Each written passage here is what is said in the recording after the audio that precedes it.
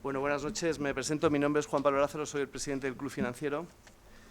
Embajadora, presidenta, autoridades, miembros de la Junta Directiva del Club. Bueno, yo quiero empezar tomando la palabra en nombre del Club, dando las gracias. Dando las gracias, iba a decir a la persona que nos acompaña, no, al personaje que nos acompaña. Muchas gracias por estar aquí con nosotros. Creo que es una noche importante para el Club. Y de una forma, quiero dar las gracias también a Cosmospolis, a su presidente, a su directora general, Alexia, por haber colaborado y haber posibilitado que estuviera el señor Payne con nosotros esta noche. Y también me van a permitir, y los socios del club lo entenderán, que dé las gracias a Aurelio Alonso Cortés. Aurelio es, cuando uno es presidente de una institución de este tipo, contar en su junta directiva con una persona como Aurelio es un honor. Es un joven, está aquí a mi derecha, que inconformista y que todos los días lucha porque esta sociedad en la que vivimos sea mejor. Cuando nosotros asumimos la presidencia del Club Financiero hace unos años, pensábamos que además de ser un buen sitio para comer, que por cierto se lo recomiendo, y además de ser un buen lugar para hacer negocios, tenía que ser un vertebrador de sociedad civil, ¿no? Yo creo que pretendemos que el Club Financiero sea un lugar donde las cosas importantes que pasan en España se debatan y se analicen aquí.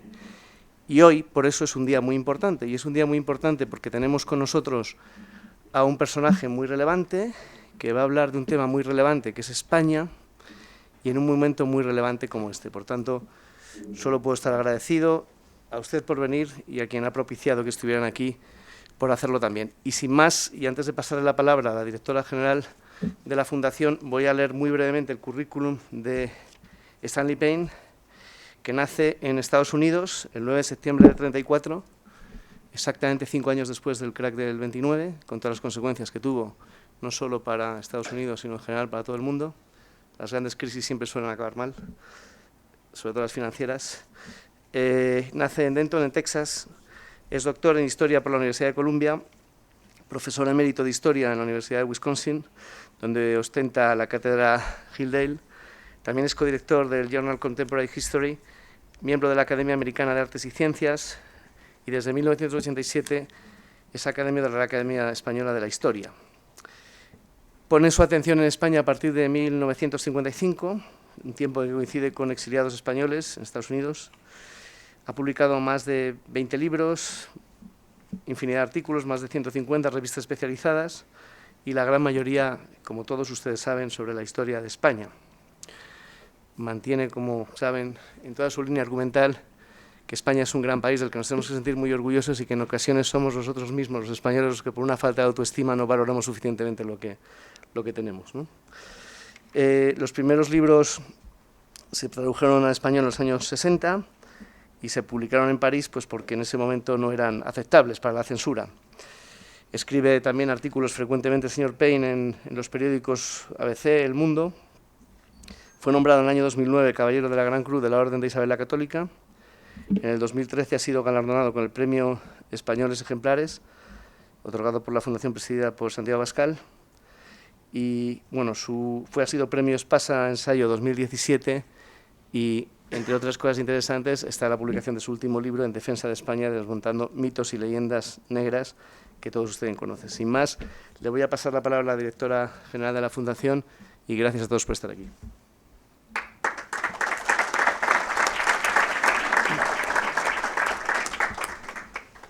Estimadas autoridades, señores, señoras, amigos y amigas, como directora de la Sociedad de Estudios Contemporáneos Cosmospolis, debo expresar mi agradecimiento al Club Financiero Génova y a su presidente Juan Pablo Lázaro por acoger este acto en su casa como propio, y también a Aurelio Alonso Cortés de la Junta Directiva del Club por sus eficaces gestiones. Deseo hacer una breve mención de lo que está suponiendo la estancia en España estos días del profesor Payne. Esta mañana ha pronunciado una conferencia en la Universidad Europea convocada por la Fundación Transición Española y por Cosmospolis en un auditorio abarrotado de estudiantes y profesores. El pasado fin de semana fue a Astorga, unos días atrás en un repleto auditorio de la Mutua madrileña, junto a Elvira Roca y Ricardo García Cárcel. Otro día en la Universidad San Pablo CEU, mañana será también la Universidad Rey Juan Carlos. además de las numerosas entrevistas para prácticamente todos los medios de comunicación. Se cumple este año, en 2018, 60 años desde que un joven doctorando llegó a España por primera vez en 1958 para investigar sobre historia de Falange. Aquel chico de 23 años llegaba inicialmente a España con ciertas prevenciones sobre el carácter, forma de ser de los españoles, rebeldes, inconformistas, exitosos, exóticos y hasta violentos, según el cuadro tópico que al uso se solía hacer. Pero al poco de llegar se dio cuenta que los españoles eran gente normal, como dice ahora Paine, sin gran diferencia con el resto de los europeos. Durante varios meses entrevistó a los líderes de Falange. Aquella investigación fue una historia oral y su tesis doctoral de la Universidad de Columbia, que se publicó en inglés en el año 1961 con el título Falange, A History of Spanish Fascism. En la España de entonces, la edición de tal obra era imposible y fue editada en 1965 con el sello de Ruedo Ibérico, así como algunas otras obras que le siguieron. Desde entonces, aquel joven, a quien la ficha policial del régimen franquista calificaba de inocentón, pero interesante por sus investigaciones y contactos, hasta el tiempo actual, de octogenario, de plenitud de facultades, ha seguido viajando a España desde su puesto docente de la Universidad de Wisconsin, 2, 3 y hasta 4 veces al año a lo largo de estas últimas 6 décadas. Por ello, hablar sobre el profesor Stanley Paine es hablar sobre España, sobre su historia contemporánea, sobre su historia general, porque Paine ya forma parte de ella. Sus innumerables contribuciones a la historia de España y de forma muy especial a la etapa contemporánea lo sitúan por derecho propio como el historiador más relevante y fundamental entre todos los hispanistas. Esto lo confirman varias obras, como Politics and the Military and Model Spain, la España de Franco, Spanish Revolution, después situándose ya como uno de los investigadores principales de la España del siglo XX. Publicó History of Spain en Portugal, el nacionalismo vasco desde sus orígenes a la ETA, la revolución y la guerra civil española, Fascism, Comparison and Definition, Spanish Catholicism and Historical Overview, el colapso de la República, Franco y Hitler, España y Alemania en la Segunda Guerra Mundial, España una histórica única, Franco mi padre, escrita con Jesús Palacios, ¿por qué la República perdió la guerra, guerras civiles en Europa y muchos más? En todos ellos, así como en numerosos artículos académicos, entrevistas y declaraciones, Paine rebate el mito de la excepcionalidad de España en su visión negativa y reduccionista. Al sostener con fuentes y datos que la historia de España es cierto que es única y excepcional en el mundo, pero no por su atraso y complejos, ni mucho menos por la leyenda negra, sino por los valores que ha aportado a la civilización y el desarrollo de la cultura occidental, por sus principios morales y por la expansión del cristianismo en el mundo.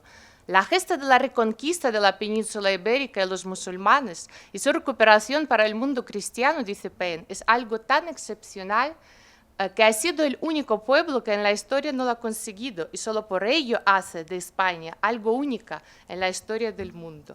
Y la epopeya del descubrimiento, evangelización y desarrollo del nuevo mundo algo universal. Se dice que el imperio español duró 250 años, pero poco se había reparado, y Paine nos lo reseña en el ensayo citado, que desde la segunda década del siglo VIII, bajo el reino astur-leonés, España inició en plena reconquista una expansión territorial hasta la segunda mitad del siglo XVIII, durante el reinado de Carlos III, que duró 1000 años, uno de los hitos más grandes de la historia universal, o que el descubrimiento y conquista de América sobre un territorio de 15 millones de kilómetros cuadrados, realizando en menos de medio siglo, fue una gesta tan impresionante como desconocida hasta el momento. Mientras que a Inglaterra le llevó siglo y medio ocupar un territorio mucho menor en Norteamérica, o que durante los siglos XVIII y XVII el Imperio Español acuñó las monedas que se utilizaban en gran parte del mundo. El real de A8, conocido después como peso de A8, y que esta moneda era habitual en el momento de la independencia de las 13 colonias de Inglaterra, conocido como piece of eight o dólar español, siendo el símbolo del dólar una abreviatura simbólica de la misma. Stanley Payne ha pretendido en todo momento hacer España inteligible. Sus agudas e inteligentes aportaciones a la historia contemporánea son fundamentales. El esclarecimiento de los hechos más controvertidos y polémicos que han rodeado a la Segunda República, la Guerra Civil, Franco y régimen, han sido y son absolutamente decisivos. Sus aportaciones a la historia del fascismo han sido determinantes. Ha analizado también la transición con sus virtudes y defectos y ha criticado la ley de la memoria histórica. Su última y más reciente contribución es Stanley Payne, Perfiles de un Hispanista, un libro homenaje a la figura en el que diversos historiadores, investigadores y profesores analizan la obra del profesor Payne y su ingente contribución a la historia de España desde diferentes perfiles. La obra se ha presentado este pasado fin de semana en Astorga, como he señalado anteriormente. Con tal motivo, su ayuntamiento le ha distinguido con la medalla de bimilenario de la fundación de la ciudad en tiempos de César Augusto. Stanley Payne, doctor honoris causa por la Universidad CEU, Universidad Rey Juan Carlos, es académico de Real de Historia y de las Ciencias Morales y Políticas y está en posesión de la Gran Cruz de Isabel la Católica. En 2011 fue finalista al Premio Príncipe de Asturias en la categoría de Ciencias Sociales y también ha sido distinguido Español del Año en 2013. Hoy tenemos el privilegio de que el profesor Payne nos hable sobre la España de hoy y los 40 años transcurridos de la Constitución 1978. La palabra es para usted, profesor.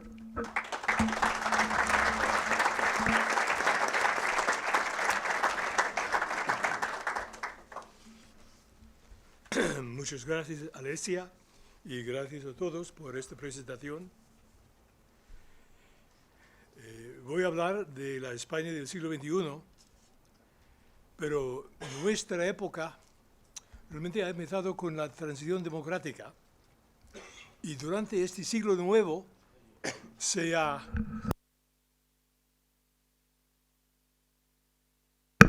los logros, los beneficios de la transición. Y por eso yo creo que merece la pena empezar con alguna evaluación de la transición democrática, lo que significó para España y lo que significa actualmente. Fue sobre todo un gran logro cívico, el mayor logro cívico de toda la historia contemporánea de España, uno de los mayores de cualquier otra parte del mundo, porque constituyó un proceso único de la transformación de una dictadura por largo tiempo establecida, entonces, en una democracia utilizando las mismas leyes de la dictadura sin un derrocamiento de un tipo militar o violento de cualquier modo. Se logró a través de un consenso. Se ha criticado la transición por haber sido llevado en gran parte por hombres de la dictadura. Esto en gran parte es natural e inevitable que haya sido así porque realmente la dictadura estaba en el poder y fueron estos hombres, empezando con el rey nuevo, que pudieron entonces lograr la transformación.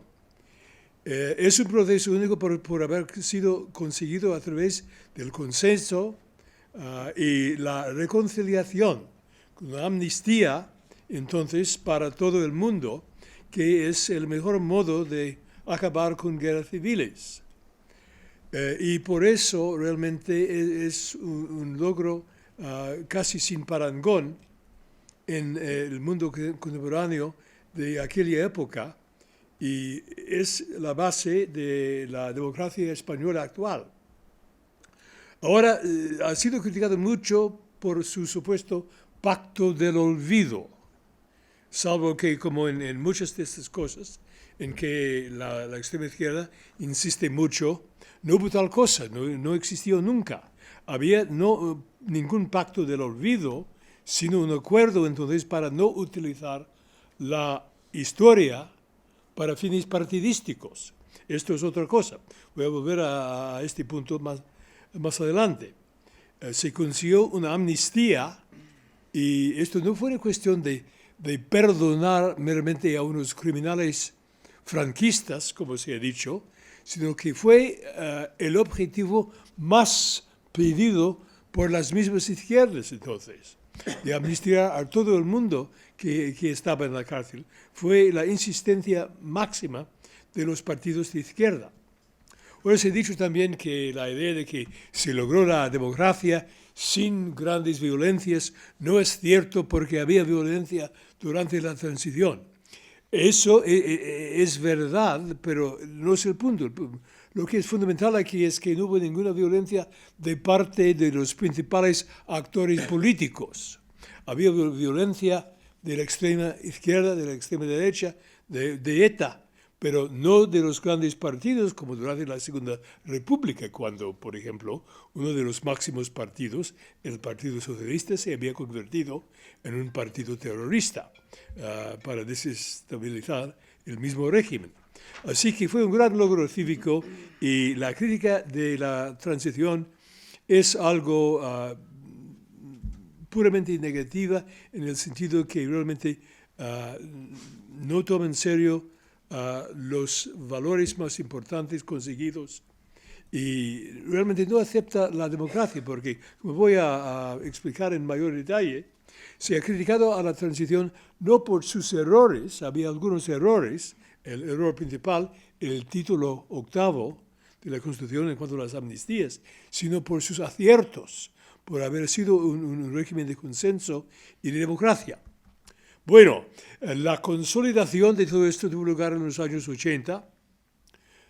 Después, los primeros años de los 90 eran años de un cierto declive, con mayores dificultades económicas, muchísima corrupción política. El partido de centro-derecha llegó finalmente al poder después de muchos años, en el año 96, gobernó por 8 años. Este fue el gobierno de José María Aznar, que fue probablemente el más eficaz, el más eficiente de todos los gobiernos de la época democrática, en cuanto a sus aciertos económicos, en cuanto a sus reformas de la administración, también a otras reformas tan importantes como la de la educación, realmente la reforma de la educación más importante que ha habido durante toda esta época, de Esperanza Aguirre, y aunque fue después anulado por los socialistas, y finalmente por haber tenido una política exterior más vigorosa.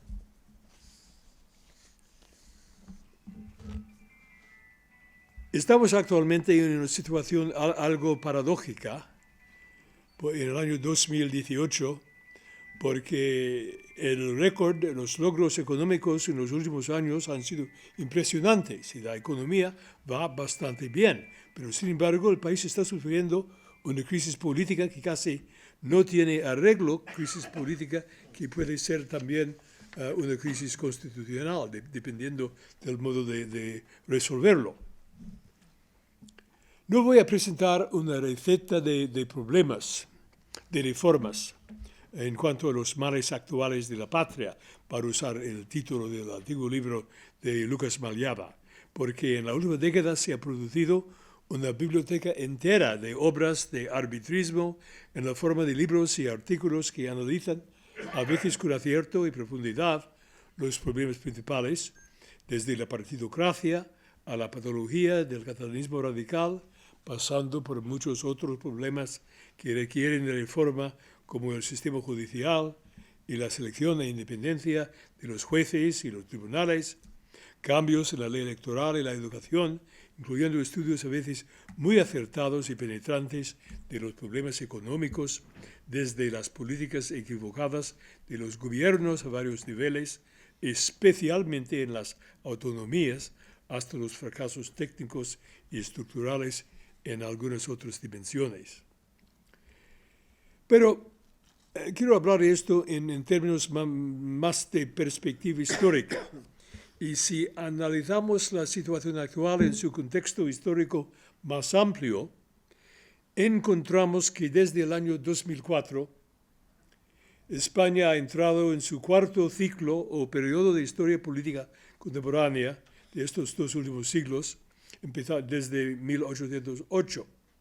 Estos tres ciclos han sido aproximadamente de 65 años en cada caso. En cada ciclo hay un intento de construir un régimen, una situación nueva, de llevar a cabo una serie de reformas, y los dos primeros ciclos acabaron en la catástrofe de la Primera República Federal y luego de la Guerra Civil del año 36-39. El primer ciclo de estos tres fue el del liberalismo clásico y censitario, estimulado por la invasión francesa, pasando por las primeras elecciones modernas y la trayectoria del liberalismo censitario hasta la primera democratización y luego la ruptura del país con la República Federal, que finalmente cerró este primer ciclo. De 1808 hasta 1874 son exactamente 66 años. Luego, el segundo ciclo fue la época de la primera democratización moderna, inaugurada por la restauración de la monarquía parlamentaria reformista en 1874, y con la larga época de la restauración, con sus reformas, evolucionándose con cambios abruptos hasta la República Democrática, régimen que alentó un nuevo proceso revolucionario. El proceso revolucionario de la Segunda República condujo a la Guerra Civil hasta la derrota o victoria final, según se defina, en 1939. De 1874 hasta 1939 pasaron exactamente 65 años. El tercer ciclo marcó el periodo de una nueva estabilización postrevolucionaria, la definitiva modernización y la creación de un sistema democrático consensuada, democracia que abarcaba a casi toda la sociedad civil por la primera vez. Fue la época de la modernización definitiva, y de 1939 hasta 2004 fueron exactamente otros 65 años. Este ciclo terminó entonces con el gobierno de Aznar, que fue, como he dicho antes, a mi parecer probablemente el más eficaz de los gobiernos democráticos. Si se pregunta por qué se divide la historia cívica de la España contemporánea por estos tres ciclos, todos aproximadamente de la misma duración, la respuesta es que no se trata de ningún misticismo de números mágicos ni de la aplicación de ninguna fórmula de tipo cabalístico, sino de la evolución y duración de procesos generales y macrohistóricos que duran por aproximadamente el mismo número de años. En la medida en que haya cierta regularidad, es de la temporada necesaria para largas transformaciones. Los números por sí mismos no son tan significantes, se puede ser meramente coincidentes y se pueden encontrar otros ejemplos. Franco reinó por 39 años, Juan Carlos reinó por 39 años. Tal vez no son más que coincidencias. En cambio, los ciclos en la historia contemporánea de un país vecino como Francia no son nada simétricos como en el caso de España.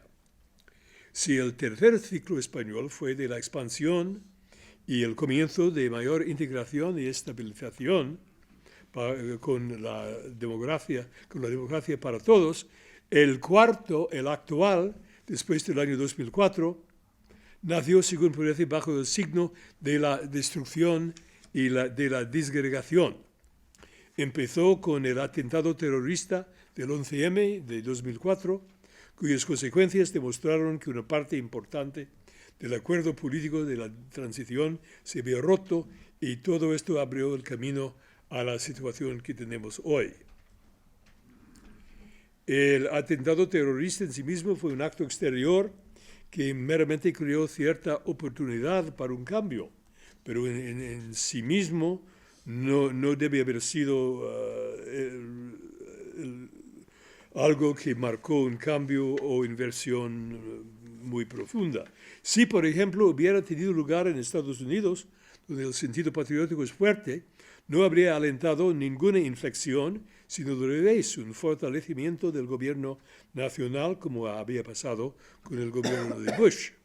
Pero, como se dice, España es diferente y todavía conserva una cierta capacidad de lo que podemos llamar la autosubversión.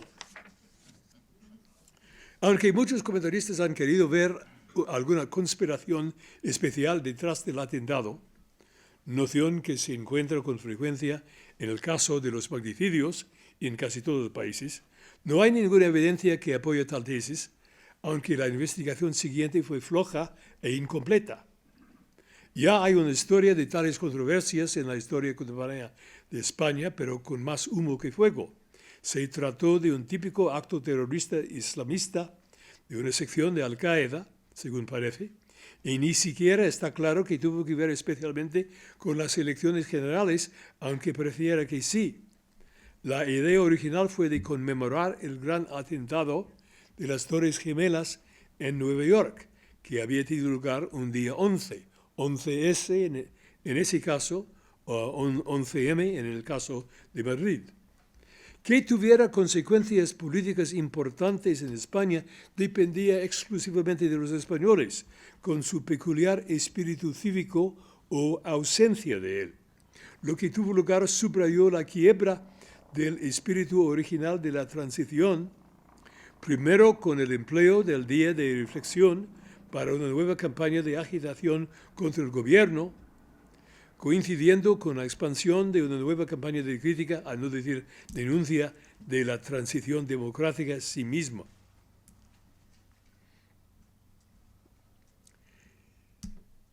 Este último fenómeno sin duda constituye la más acusada grotesquería de las izquierdas españolas del siglo XXI, porque si ha existido un proceso cívico de que los españoles han podido sentir orgullo, y con toda razón, fue la transición democrática. Cambió la imagen del país en el mundo y constituyó un gran éxito cívico en la mayor parte de sus aspectos principales. La nueva leyenda negra de izquierdas en este siglo ha consistido en denunciar la democratización en términos tan irracionales que solo pudieran haber sido concebidos por las mismas izquierdas españolas.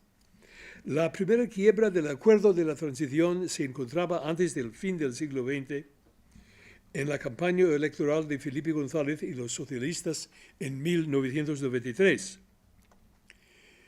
Uno de los acuerdos tácitos originales se había basado durante la transición en la aceptación del adversario dentro de una competición democrática en un Estado de derecho y de no emplear argumentos o analogías históricas extravagantes en el curso de esta competición política.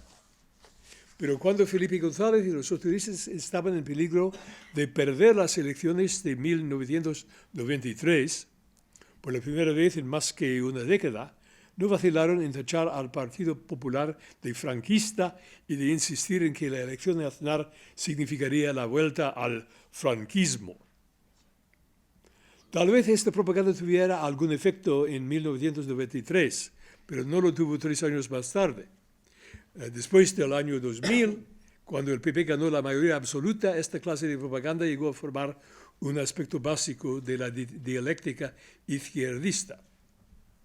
Se puede hacer la pregunta por qué ha llegado a ser tan importante un supuesto argumento de la historia. Pero no se trata meramente de una peculiaridad española, porque actualmente el argumento sectario de la historia juega un papel básico en casi todos los países occidentales, de un modo u otro. En términos generales, es la consecuencia natural del progresismo contemporáneo con su cultura del victimismo. Esto es un aspecto fundamental de la corrección política dominante, o sea, de la religión secular de Occidente en el siglo XXI, reemplazando al cristianismo, aunque en sí misma es en una parte considerable el resultado de la secularización del mismo cristianismo, mezclado con aspectos de un marxismo transformado. El progresismo actual y la cultura del victimismo están reunidos con la historia, la cual nunca se había conformado con su culto nuevo. Así se define la historia principalmente como una crónica del victimismo. Las supuestas víctimas son los beatos y santos mártires de esta nueva religión, mientras el cristianismo predicaba el rechazo del mundo pecaminoso.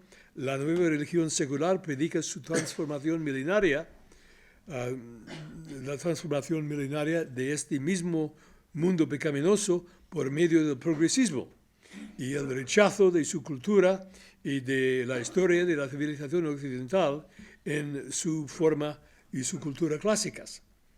La controversia sobre la historia en la España del siglo XXI tiene sus matices particulares, pero en una perspectiva más amplia es meramente el aspecto español de una tendencia general del mundo occidental contemporáneo. En cuanto a la utilización de una llamada memoria histórica, en este argumento se puede decir que se trata de una revolución de lo imaginario. Y quiero volver entonces a este problema en unos minutos más adelante. Luego, el nuevo gobierno elegido después del atentado terrorista en 2004, el gobierno de José Luis Rodríguez Zapatero, constituyó el primer gran paso hacia un intento de una segunda transición, aunque no tuviera más que un éxito muy limitado. Entre sus objetivos fueron la formación de especie de nuevo Frente Popular, sobre todo con un pacto con los nacionalismos, y con los vascos, con ETA, con los catalanistas, el nuevo tripartit catalán, un cambio en la política exterior con amistad especial con dictadores e islamistas, la anulación de la reforma de la educación y una desreforma de la educación, una nueva ley de educación para la ciudadanía, que insiste en la omisión de cualquier mención de los visigodos y la reconquista de la formación de la nación española, pero en cambio insiste en una introducción al Islam. Otras cosas incluyeron la aniquilación del plan ideológico y sobre todo la revolución cultural y su obsesión con la sexualidad y con una sexualidad muy especial. Finalmente, la ley de memoria histórica. La ley de memoria histórica marcó un paso de inflexión importante con una falsificación fundamental, porque esto mismo, la memoria histórica, en sí no existe, es una imposibilidad, es un oxímoron, es una contradicción en términos, porque la memoria y la historia son dos cosas realmente diferentes. La memoria, la verdadera memoria puede ser solamente individual y es inevitablemente subjetiva. La historia, en cambio, se basa en la investigación objetiva de documentos y otras evidencias del pasado.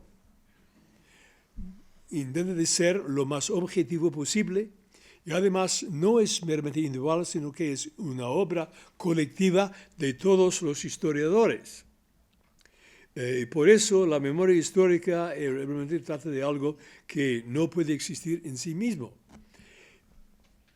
Y además, como han dicho algunos de los mejores estudiosos en este campo, las ideas, los conceptos de memoria colectiva histórica realmente no son de la historia, sino que son del presente, de la acción del presente sobre el pasado y la creación de un cierto sentido del pasado. Esto es lo que se llama memoria histórica. La lucha sobre esto no es meramente una especialidad de España. Encontramos la misma cosa en Grecia, por ejemplo. En Grecia hubo 3 intentos de guerra civil de los comunistas griegos entre los años 44 y 49, después de la Guerra Mundial. Luego después, en la parte del siglo XX, en Grecia se presenta a los comunistas como grandes víctimas de la represión, omitiendo los miles de asesinatos que estas supuestas víctimas cometieron. Pasa algo parecido en Ucrania, donde la Segunda Guerra Mundial fue una guerra civil entre el este y el oeste, los nacionalistas y los prorrusos o prosoviéticos más de la parte oriental del país. Y hay cosas semejantes también en otros países. Ahora, el surgimiento del catalanismo radical, que constituye el problema político más grande e inmediato, también tiene raíces complicadas y una larga historia. Representa la versión coetánea de las convulsiones periódicas de Cataluña, históricamente la región más convulsa de España. Mi propio gran maestro profesional de los años 50, Jaume Vicens Vives, en su día no meramente el mejor historiador de Cataluña, sino el más destacado historiador en España, solía llamar la atención a uno de los decires de los mismos catalanes, según el cual los mismos catalanes se oscilan entre el espíritu del seny al espíritu de l'arrauxament. El seny es la cordura o la sensatez, l'arrauxament es el arrojamiento, es el apasionamiento, el radicalismo. En términos generales, en Cataluña el seny es predominante, pero surge también de vez en cuando la convulsión. Del último medio milenio, el único siglo sin convulsión catalana fue el siglo XVI. En el siglo XV hubo una gran guerra civil acompañada por la rebelión de los remensas, los siervos catalanes. En el siglo XVII, la Gran Revuelta de 1640, también con guerra civil en Cataluña, funcionando como un boomerang que acabó perdiendo territorio a Francia de modo permanente. Al comienzo del siglo XVIII, el protagonismo antiborbónico de los catalanes se acabó con el gran asedio de Barcelona.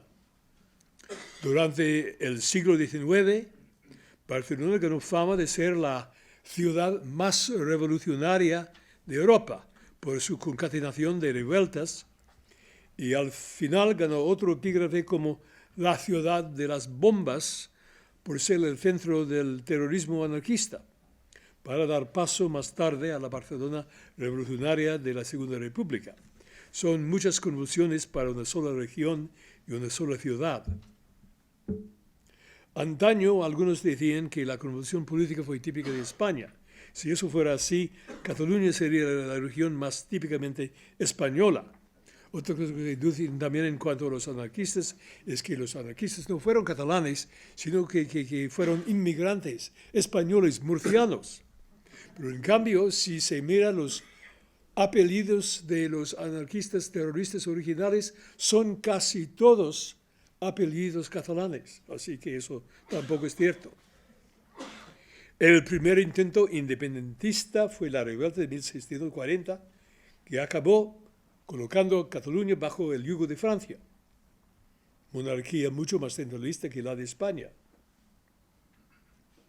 Ahora, en cuanto al surgimiento del catalanismo político moderno, que es decimonónico, por muchos años no era de ningún modo independentista.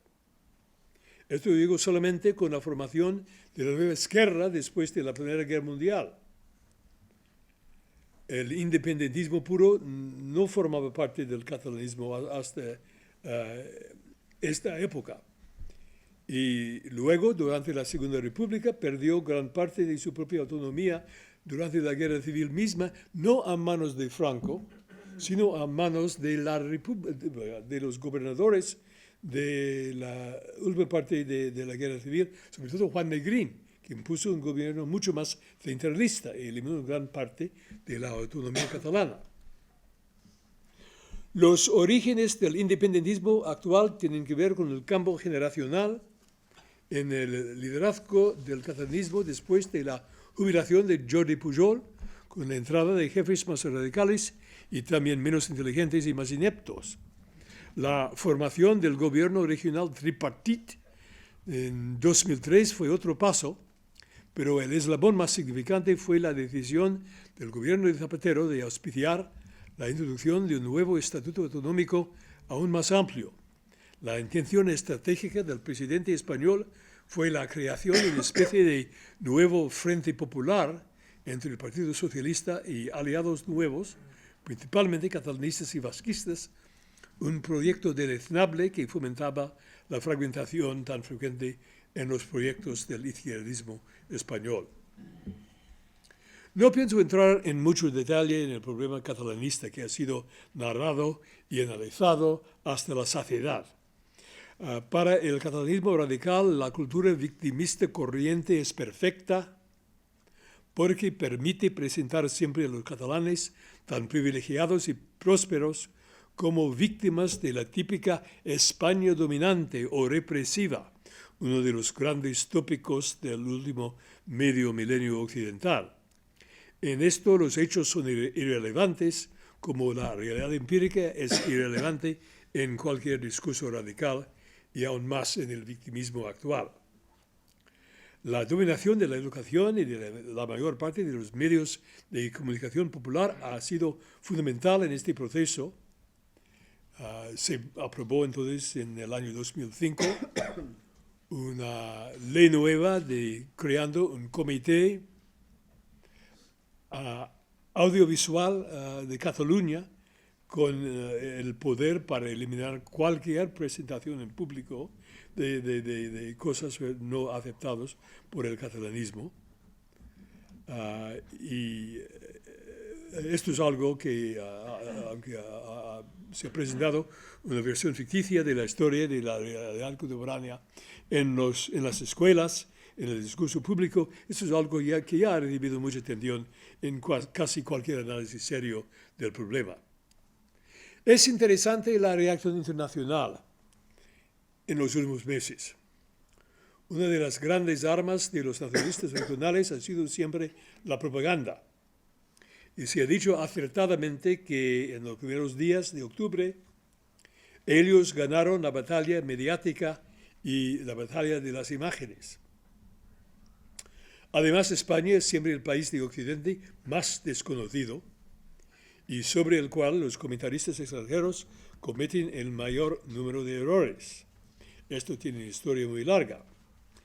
Pero muchos periodistas, estudiosos y analistas españoles se han esforzado, después de los primeros días de octubre, a presentar narrativas más exactas y descripciones y análisis más certeros, mientras los periodistas internacionales más solventes han tratado de informarse mejor. Los oficiales de la Unión Europea y de varios gobiernos han hablado en términos claros y exactos. Después de los primeros días, los comentarios internacionales se mejoraban mucho en cuanto a la certeza y la objetividad, indicando que esto es posible con mayor información que es exacta. Todo esto está muy bien, pero no cambia la realidad de que el país tiene que enfrentarse con una verdadera crisis política, crisis en cierto sentido del sistema mismo, por la primera vez desde la muerte de Franco. Para enmendar el eslogan de José María Aznar, se puede decir que España iba razonable bien por 27 años después de la Constitución del año 78. Vivía en un verdadero Estado de Derecho, a pesar de ciertas lacras, y la economía igualmente funcionaba razonablemente bien. No se pueden encontrar tales condiciones en la mayor parte del mundo hasta en el siglo XXI. Bajo la gestión de Mariano Rajoy y sus ministros, la economía se ha recuperado, pero esta mejora vive bajo la sombra de una crisis política cuyas repercusiones pueden ser graves. Sobre esto es fácil citar la frase de Ortega, como yo he hecho en varias ocasiones, según la cual el problema catalán no tiene solución directa, sino que es algo que España tiene que conllevar. Pero eso es la política del gobierno actual, que en las palabras de Núñez Florencio ha oscilado entre la resistencia y la rendición, y esto no ha funcionado. Fue necesario imponer la ley por la fuerza, pero eso no resuelve el problema a largo plazo. Normalmente es recomendable abordar un problema con la negociación, pero en los últimos 40 años la negociación ha sido frecuente, casi constante, normalmente como una calle de sentido único a través del chantaje y la concesión.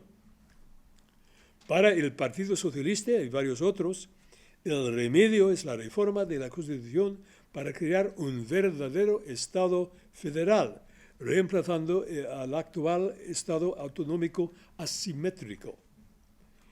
Eso es algo que los catalanistas y vasquistas no aceptarían nunca, nunca, porque un verdadero federalismo impone condiciones iguales para todos, algo que no sea nunca aceptable para catalanistas y vasquistas que insisten en sus fets diferencials, que reclaman términos y condiciones especiales y superiores para ellos. Ahora, en cuanto a los otros problemas públicos de este momento, la mayor parte de los comentaristas serios, los analistas, están de acuerdo.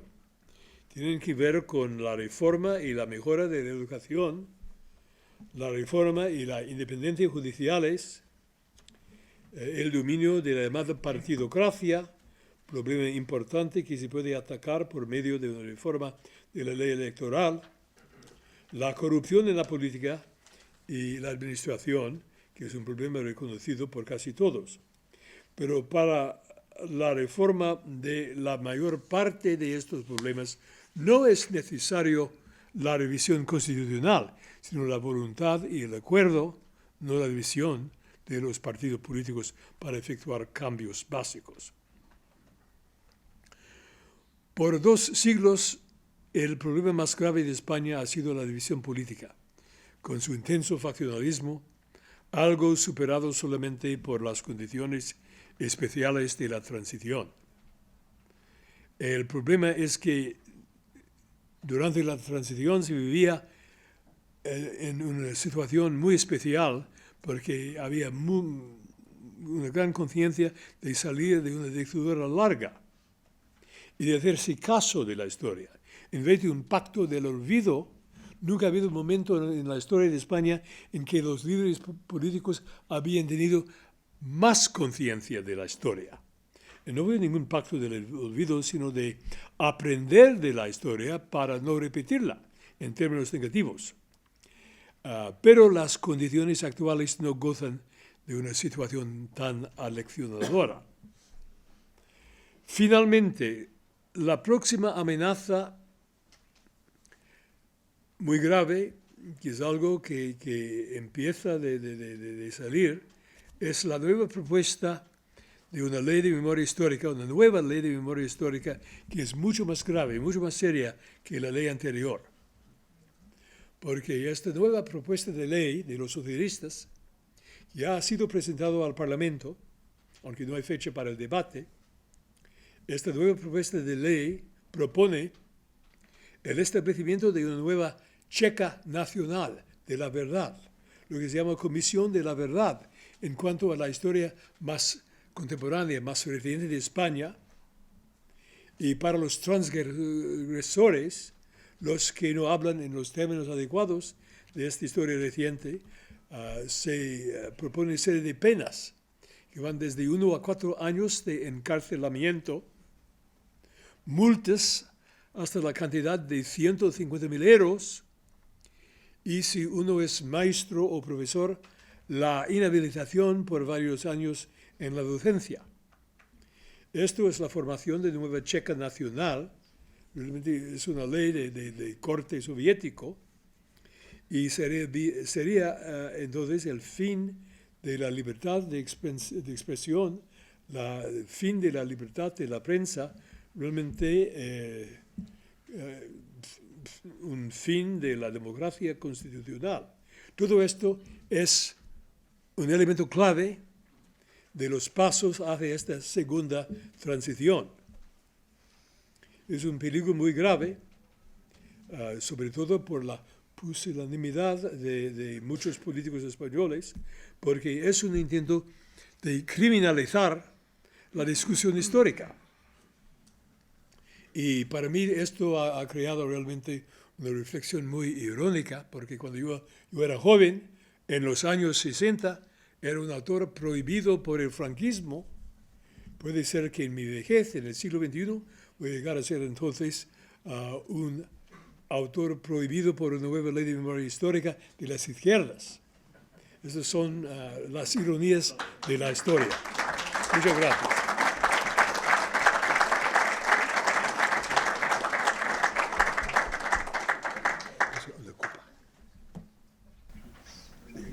Esto es suyo. Es suyo, es suyo. Pues bien. Muy bien.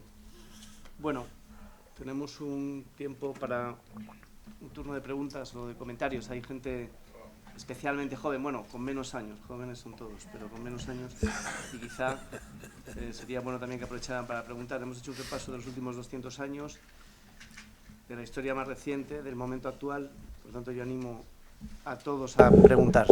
Sí, adelante. Sí.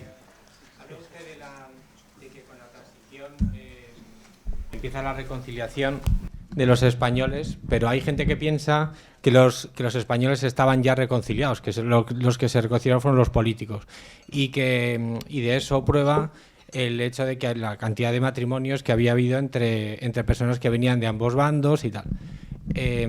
Y luego, y esto enlaza con la segunda cosa, es decir, si España llegó reconciliada o más o menos reconciliada, habría que concederle a Franco la creación del estado de cosas para que España llegara a la democracia, con lo cual algún mérito debería tener. Y si tuviera algún mérito, ¿a usted le parece que la actual ley de memoria histórica es como para estar orgulloso, como dice un ministro del actual gobierno, del PP? Bueno, son varios comentarios, varias preguntas. Yo me refería a la Constitución del año 78 como una Constitución basada en la reconciliación. Es verdad que en cuanto a los españoles, por la mayor parte, a lo menos la mayor parte estaban ya reconciliados bajo esta larga paz de Franco, no por la obra política de Franco, pero meramente por las condiciones de la vida en España y luego el transcurso de tantos años. Y eso es cierto que ya había bastante reconciliación, y si no había existido ya este espíritu de reconciliación, entonces la democratización no habría sido posible. Es verdad que el régimen de Franco, que fue una dictadura muy larga, creó las condiciones o permitió la aparición de las condiciones, si se quiera, en el país, para crear una estructura política democrática. Franco nunca deseaba tal cosa, nunca quería dar paso a la democracia. Franco siempre seguía creyendo que él había descubierto la fórmula más exacta para la vida política de España, y que dentro de algunos años más, 10 años, 20 años, habría también cambios políticos importantes en Europa, más en la dirección de regímenes más autoritarios como el suyo. Por eso nunca pensaba entonces abrir el paso a la democracia. Pero luego las cosas que tuvieron lugar bajo su régimen, la creación de una economía moderna, una sociedad de clases medias, mayor educación, cambios en la sociedad, aunque en parte no fueron cosas exactamente diseñadas por Franco, crearon las precondiciones necesarias para una democracia. Lo que faltaba en la parte política, que fue el logro entonces de la transición. Y luego yo creo que había también una tercera pregunta, pero no me acuerdo cuál era. Sí, ahora mismo usted habla en el último capítulo de su libro de la ley de memoria histórica. Y esta que ha propuesto el PSOE se hace sobre la base de una ley actual sobre la que el actual partido popular se abstiene, y tan es así que un ministro del gobierno ha dicho estar orgulloso de la ley actual. ¿Qué le parece a usted si se puede uno abstener en esta, si le parece correcta la abstención frente a esta ley? No, esta apreciación de una ley de memoria histórica es completamente equivocada, porque una verdadera democracia no puede tener leyes en cuanto a la historia, en cuanto a la expresión y la interpretación de la historia, que siempre es materia de debate. Para esto siempre tiene que haber libertad, y fuera de esto no hay democracia. Eso realmente ha sido entonces un paso respecto a la ley del año 2007, un paso en la dirección de una especie de pre-sovietismo, y mucho más entonces esta propuesta nueva, que es mucho más grave, mucho más seria, algo que se puede llamar una verdadera monstruosidad para una sociedad democrática, y que en sí misma, esencialmente, acaba con la democracia, a lo menos en esta parte de la vida. Sí, adelante.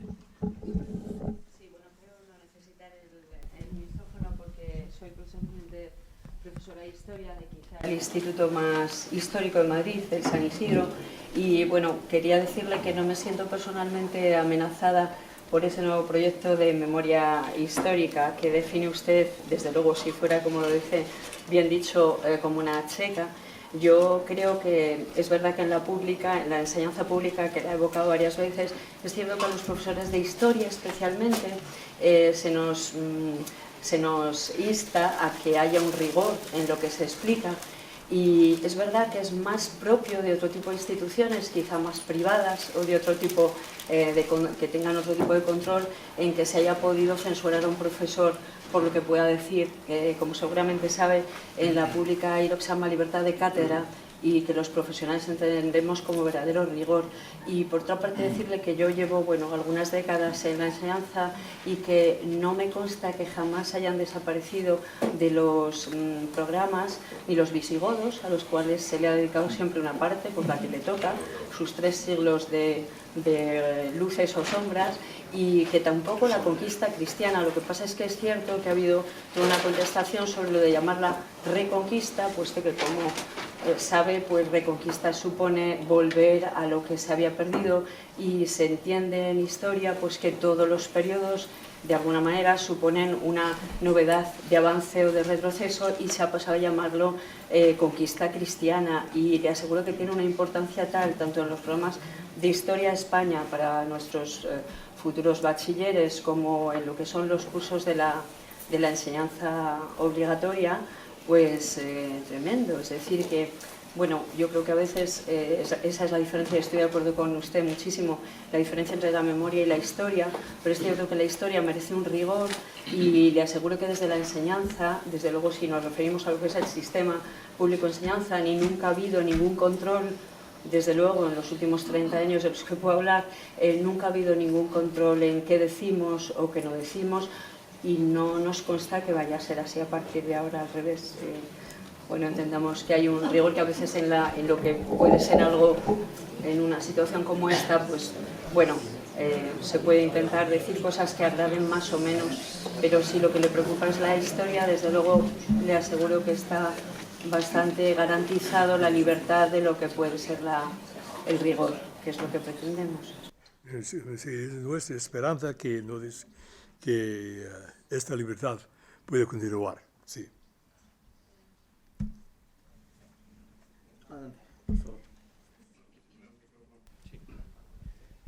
Bueno, yo estoy aquí como discípulo orgulloso de Stanley Payne, que él recuerda perfectamente que estuvo en mi comité de doctorado en la Universidad de Wisconsin hace muchísimo tiempo, y para mí es un verdadero orgullo, pues al cabo de tanto tiempo, verle que sigue con esa energía mental, la misma que tenía cuando me ponía pegas a mi tesis en Wisconsin.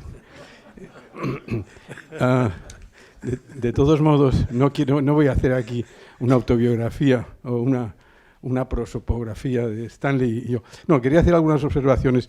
A todos nos alarma tremendamente, igual que a él, esta amenaza de esta verdadera ley de mordaza histórica, que es como yo la llamaría, a esta ley con la que nos amenazan los del Partido Socialista. Realmente habría muchos autores que entrarían directamente en la cárcel si esta ley se pone en vigor, y yo creo que realmente habría que movilizarse de un modo u otro, y el Partido Popular y los partidos liberales de un modo u otro debieran hacer sentir la repulsa hacia esto. También quería hacer observar yo no sé si Stanley querrá hacer algún comentario, que a pesar de todo, esto es muy alarmante, pero no es España el único sitio en donde esto ocurre. Quiero recordar el caso de Polonia. En Polonia ya han hecho una ley en donde se amenaza con cárcel y tal a las personas que digan que los polacos colaboraron en la represión del Holocausto.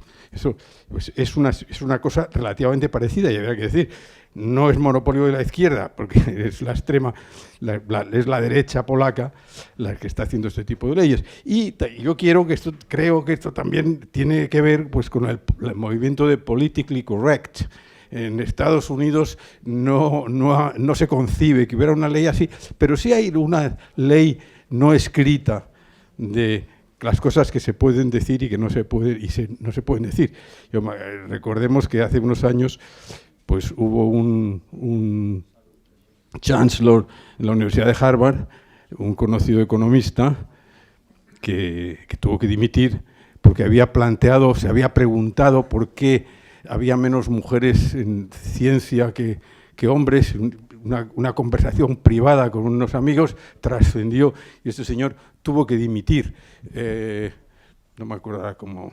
Era un hombre, era un economista muy importante. Es decir, hay una situación alarmante. Ocurre en Estados Unidos también que hay conferenciantes que porque dicen verdades incómodas que no se parecen a lo que debe la political correctness admite, pues se les impide que realmente den conferencias en las universidades o se les abuchea, etcétera, etcétera. En todas partes cuecen habas, pero claro, es muy malo que en España también se cuezan. No sé si esto que yo digo te merecería algún comentario extra. Tú conoces, yo hace mucho tiempo que no voy por Estados Unidos, tú sabes el ambiente que hay en Estados Unidos intelectual y si a lo mejor tienes algún ejemplo más que dar, etcétera. Sí. Y lo último que querría comentar es que Zapatero realmente es el culpable directo de lo que está ocurriendo en Cataluña. La aprobación del Estatuto de 2006 fue un acto de cinismo verdaderamente inconcebible. Nadie quería ese estatuto. Zapatero se empeñó porque creía acertadamente que eso le permitiría ganar las elecciones en 2008. Y efectivamente, en Cataluña barrió, gracias a un estatuto monstruoso, y de aquellos pueblos vinieron estos lodos. No sé si tampoco tienes algún comentario sobre eso. Bueno, sí, es verdad que la censura por la corrección política es muy fuerte en las universidades y también en otras partes de Estados Unidos, como pasa también en Europa, especialmente en el oeste de Europa. Y esto es verdaderamente una realidad. Y también ha habido leyes en cuanto a la historia en países europeos antes del año 2007. Estas leyes normalmente eran leyes bastante restringidas con respecto a la negación del Holocausto, algo muy específico como esto, que es diferente que una ley de memoria histórica que tiene entonces una aplicación mucho más amplia, mucho más amplia. De leyes de historia no hay nada en Estados Unidos, porque en Estados Unidos hay la ventaja de que tenemos la primera enmienda a la Constitución, que establece una libertad de expresión que es casi completa, y por eso se necesita algo diferente. Pero dentro de las universidades, allí se encuentra entonces, sobre todo, una autocensura de parte de la corrección política que puede ser muy fuerte y puede causar la dimisión de un presidente de Harvard, como en efecto ha tenido lugar. Sí, adelante, por favor. Usted explica la Guerra Civil Española como consecuencia del fenómeno revolución contra revolución. En ciencias físicas tenemos el principio de acción-reacción. Entonces, mi pregunta es, ¿no cree que precisamente en Cataluña haya surgido un fenómeno como Ciudadanos, que desde Cataluña trata de regenerar España? ¿No es la aplicación práctica de este principio de acción-reacción? Claro que sí, claro que sí. y por eso ha tenido entonces un cierto éxito durante los últimos meses. El problema de este grupo es que realmente, puesto que nunca ha ejercido el poder en cualquier nivel de gobierno, no sabemos exactamente lo que se propone en cuanto a los detalles, no sabemos qué clase de partido es. Ha tenido naturalmente mayor apoyo durante esta crisis de parte de muchos ciudadanos ordinarios por su afirmación de España, de la unidad española. Y es así, y es una evidencia de que el espíritu patriótico no está muerto en España. Esto es una reacción que es natural, no digo inevitable, pero es natural, y ha sido así. Ha sido así. Sí, un segundo. Adelante. Soy Coronel Pairé. Soy Coronel Pairé, retirado, y me llama mucho la atención un informe que se llama el informe Brincat.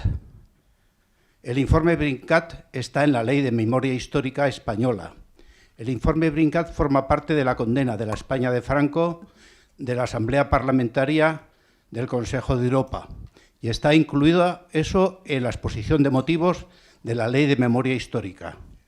Es leyenda negra, el último capítulo, con el agravante, un poco lo que dice usted, que los españoles hemos sido, vamos a decirlo así, los más pardillos en el aspecto de la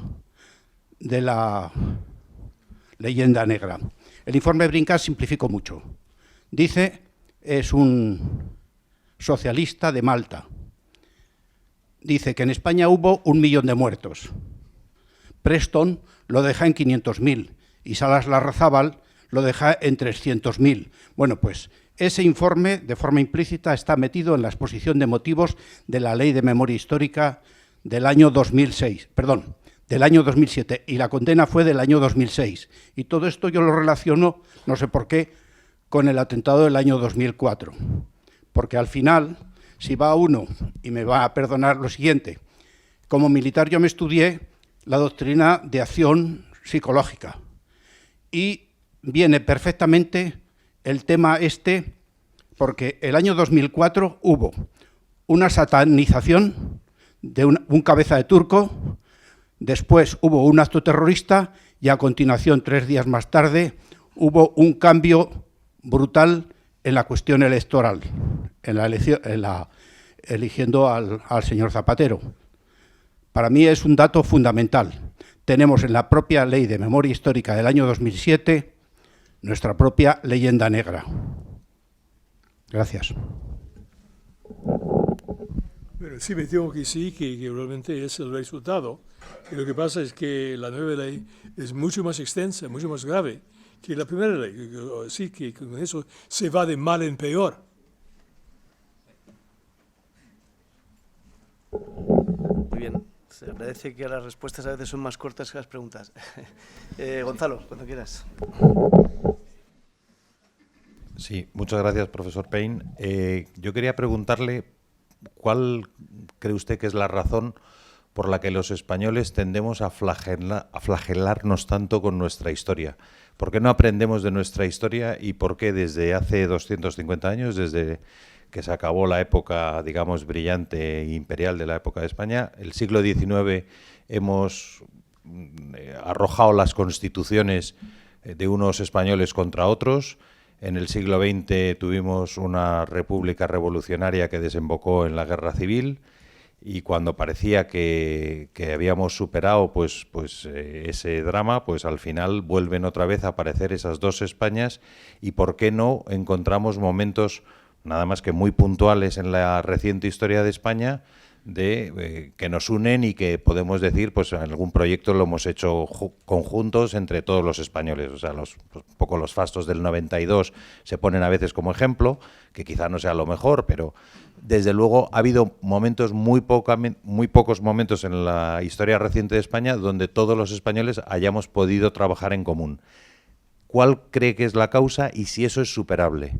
Y en segundo lugar, la segunda pregunta es si cree que la Constitución actual del año 78 requiere una reforma muy suave o una reforma profunda del modelo territorial español para superar los problemas que ahora mismo vive España como país y como nación, en un contexto también pues de construcción europea y de globalización. Esas dos preguntas. Muchas gracias. Bueno, el Estado autonómico requiere entonces una reforma básica, pero ¿cómo se va a poder conseguir esto?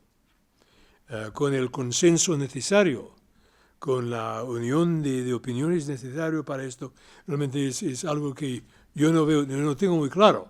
Va a ser muy difícil, pero el plan original en la transición no era malo, a mi parecer, porque el plan original, tanto de Torcuato Fernández Miranda como de Adolfo Suárez y otra gente de UCD, era de formar algo parecido a la estructura o el modelo de Italia, con autonomía para algunas regiones específicas, especiales, pero no para la división de todo el país, no la creación de un estado de autonomías, de mantener básicamente la misma administración para la gran mayoría de los habitantes del país. Eso fue el plan original y también el plan recomendado por Tarradellas.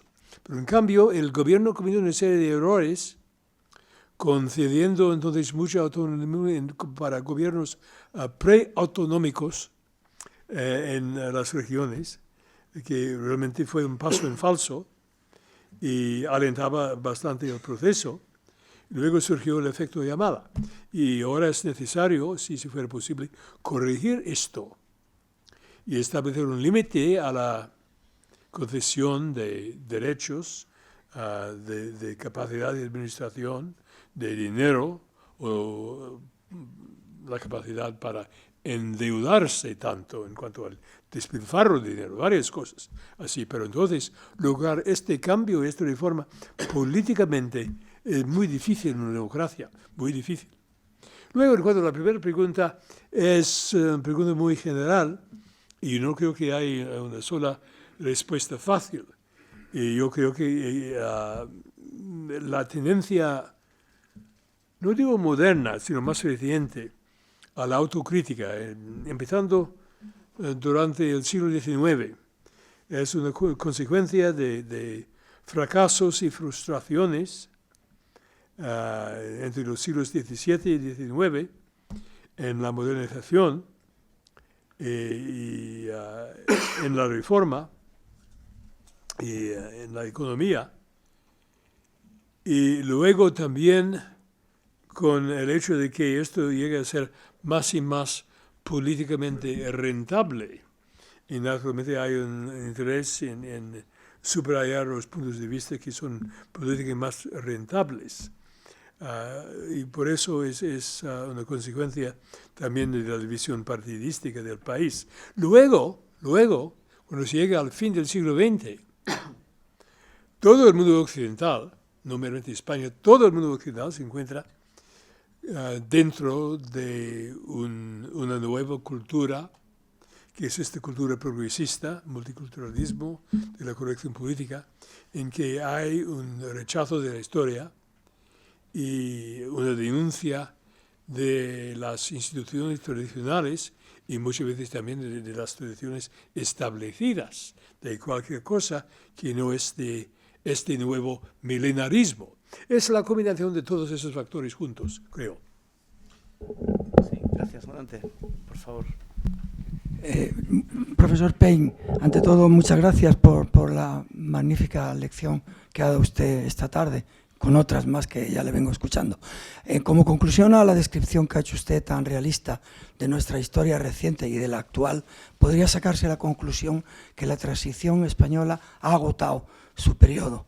Yo voy a preguntarle algo muy concreto, teniendo en cuenta dos circunstancias. Que no se ha cumplido los 65 años, sino solamente 14 años desde el año 2004. Y también que esa transición ha dejado, en general, en el pueblo español, un pozo de bienestar, de convivencia, de respeto y de desarrollo, ¿Usted cree que además, y por encima del oportunismo político y sectario, le queda a la transición española y a sus protagonistas algún recurso, alguna energía política para que este ciclo continuara? Muchas gracias. Mi respuesta sería que sí, porque esto se basa en la democracia y no hay ninguna alternativa adecuadamente útil para reemplazar la democracia. Hay que continuar con la democracia, pero a base de algunas reformas nuevas. Esto es lo que hace falta, a mi parecer, en este campo. Es verdad que la estructura exacta de la transición en cuanto al modelo de Estado ha resultado ser inadecuado. Hay unos fallos ahí muy fuertes, muy grandes, y esto tiene que ser, o debe ser, reformado. Pero como acaba de decir, que realmente es muy difícil en una democracia porque hace falta un consenso de partidos y no se ve que se está logrando ningún consenso de partidos en esta dirección, ni tampoco que en el caso del gobierno actual hay la menor intención de intentarlo, porque hay una pusilanimidad de parte de muchos de los políticos españoles, meramente querer continuar como sea, con lo que hay, a pesar de todo, y porque cualquier cambio puede ser para lo peor, algo así, una psicología de esta clase, y por eso realmente hay un cierto estancamiento que se cambia solamente con la imposición de la ley cuando sea absolutamente necesario como consecuencia de una gran crisis. Pero fuera de eso no, entonces ni siquiera es necesario aplicar la ley, porque esto puede entonces cambiar la actitud de otra gente, puede crear dificultades para el gobierno. Es entonces una situación de dejar hacer. Y el problema político básico de esto entonces es muy grave, muy complicado, muy difícil de resolver. Sí, adelante, por favor. Hola, muy buenas tardes. Lo primero, muchas gracias por la ponencia, es un honor estar aquí. En segundo lugar, quería preguntar sobre la crisis de Cataluña.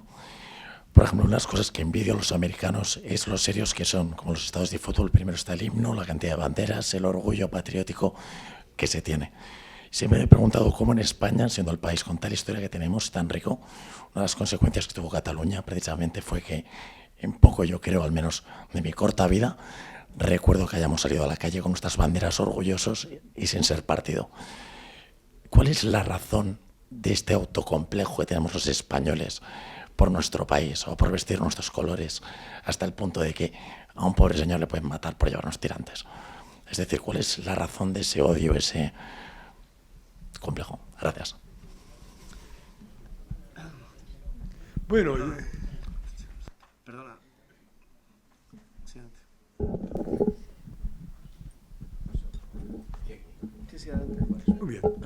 Bueno, yo creo que estamos volviendo entonces a algunas de las mismas preguntas y las mismas respuestas en estas cosas, porque viene de la división que empezó al comienzo del siglo XIX, de la lentitud de la modernización, también de un desarrollo muy lento en la educación. Estos son todos factores en el problema, pero también es una cuestión puramente política que es rentable entonces esta visión y entonces de incitar lo que es casi un odio entre los españoles o de unos de otros es algo que realmente es pasmante y no se encuentra en otros países. Y también tenemos que recordar que por mucho tiempo la dictadura alentó a los españoles a no pensar en la política, realmente en serio. Ser, entonces, lo digo ciudadanos, pero sujetos pasivos. Y luego la cultura de lo postmoderno, la cultura del consumerismo, todo esto entonces ha creado una sociedad más y más atomizada en todas partes, en que hay menos sentido de comunidad. Esto pasa en muchos países actualmente y ha creado unos jóvenes que son más narcisistas, más subjetivos, en que no hay un sentido de patriotismo. Extraordinario el resultado de un sondeo de opinión pública en España hace poco, en que en el caso de una invasión extranjera, solamente el 17% de los jóvenes dijeron que estaban dispuestos a luchar en contra de esta invasión. Esto parece increíble, que no pasa en otros países, pero es una demostración entonces del grado del problema que existe actualmente en España. Sí, solamente una cosa, le digo, Cataluña se ha llenado de banderas de España, ¿eh? Se lo digo que yo voy mucho, ¿eh? La gente ha perdido el miedo, ¿eh? Adelante. No, yo quería, y apuntando en una opinión que oí hace poco del señor Payne, diciendo que uno de los problemas de la España actual es el exceso de descentralización que ha habido. Eso lo dijo usted, me parece muy importante. Hay que tener en cuenta que hoy ahora hace 40 años que inauguramos la nueva Constitución con 17 autonomías. Y para mí y para muchos, uno de los grandes problemas que ha ocasionado la política adoptada en esas autonomías es el dejar la educación libre a las 17 autonomías. Es decir, en España hay 17 historias de España distintas. Y eso ocasiona desamor, comparación, no sé, eso es muy difícil de cambiar. Para mí fue uno de los grandes errores. Y quería saber si eso es dentro de lo que usted dijo como descentralización.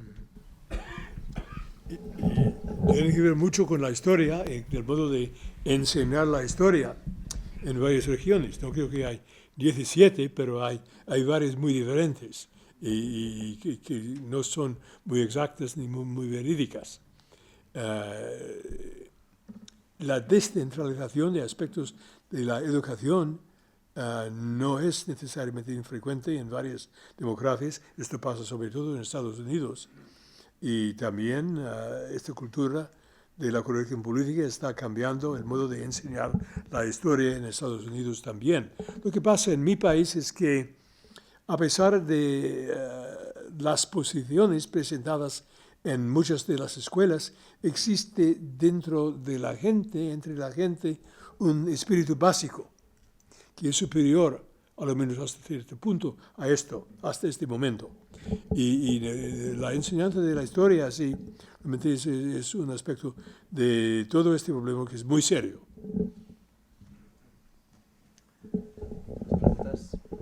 No es mi papel preguntar, porque me toca moderar, pero no puedo evitar, como le tengo aquí, en mi calidad de empresario y representante empresarial.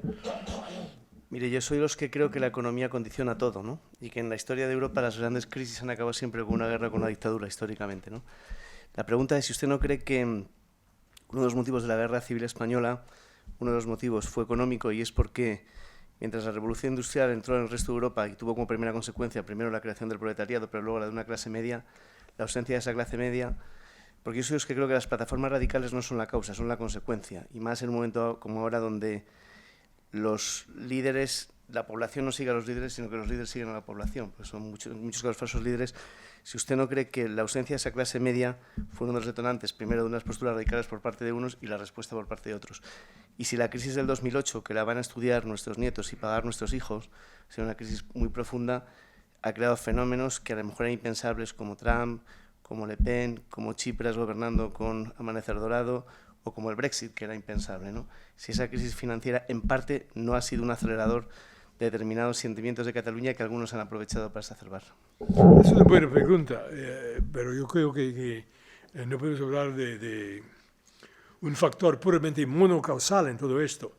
Es importante, yo creo que la primera parte se refiere a la lentitud de lo que yo llamaría la lentitud de la modernización, sobre todo en el siglo XIX, y por eso, entonces, la formación de unas clases medias bastante más pequeñas en España, eso, claro, ha sido un problema, pero en cambio, cuando llegamos a la Segunda República, encontramos que el impacto de la Gran Depresión proporcionalmente en España era menor.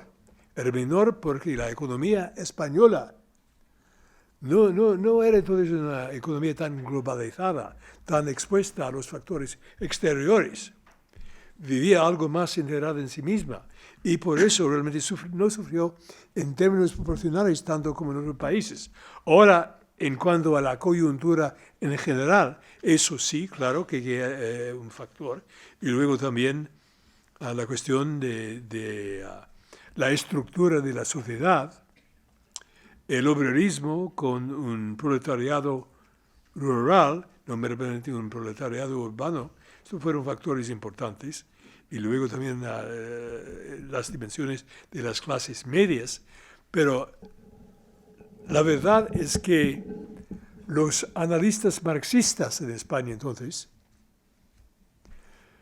cometieron algunos errores fundamentales de análisis, diciendo que España es un gran país proletario, de trabajadores en el campo, de trabajadores en las sociedades, de poca clase media, y eso no era exactamente la verdad. Había una pequeña clase media en el campo, de los pequeños propietarios, y así una base social para una reacción en contra del revolucionismo obrero. Y todo esto fue algo no tomado en consideración por los analistas marxistas. Así que es importante no cometer el mismo error. Estas cosas son bastante complicadas y la España hasta de los años 1930, de estos años, también un país que había evolucionado hasta cierto punto. De otro modo, no habría tenido lugar la revolución de España. ¿Alguna pregunta más? Bueno, pues nada, yo en nombre del Club Financiero quiero dar las gracias a la Fundación, a su presidente, a su directora general. Quiero dar las gracias a Aurelio por hacer que estén aquí, a todos ustedes y en especialmente a Stanley Payne. Ha sido un honor tenerla aquí. Muchísimas gracias.